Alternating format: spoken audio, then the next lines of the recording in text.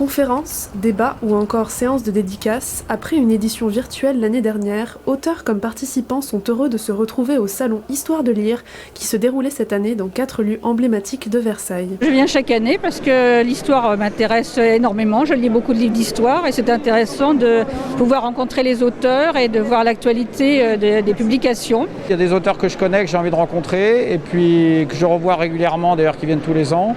Et puis c'est l'occasion aussi de découvrir des livres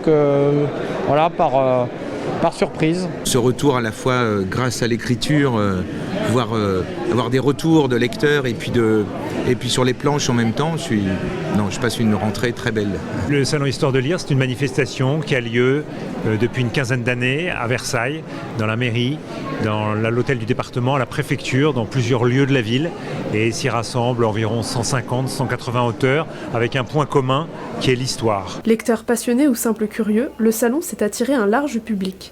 Du roman historique à la bande dessinée, en passant par l'essai et même la présentation de jeux de société, il y en a pour tous les goûts. Le réseau permet de s'approprier l'histoire de la résistance, de ses actions et des dangers rencontrés par les résistants dans toutes les opérations qu'ils ont pu mener sur le territoire de l'ancienne Seine-et-Oise. Ce qui est amusant, c'est que je rencontre d'anciens étudiants, des parents d'anciens étudiants, mais aussi des passionnés d'histoire.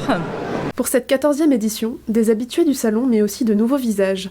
Des comédiens amoureux d'histoire se sont invités au salon. Bruno Solo, Francis Huster ou encore Philippe Torreton ont pu mettre en scène des écrits d'histoire. C'est l'histoire d'un jeune homme, Jean Fournier, qui va mettre beaucoup de temps à mettre la guerre de 14 enfin derrière lui et à pouvoir retrouver une certaine raison de vivre, justement. À Versailles, les auteurs le disent, les lecteurs sont heureux de discuter d'un sujet, d'un livre, avec l'auteur et ensuite de repartir avec une dédicace. Un salon qui a récompensé 3 youtubeurs d'histoire en amont pour la 4e année.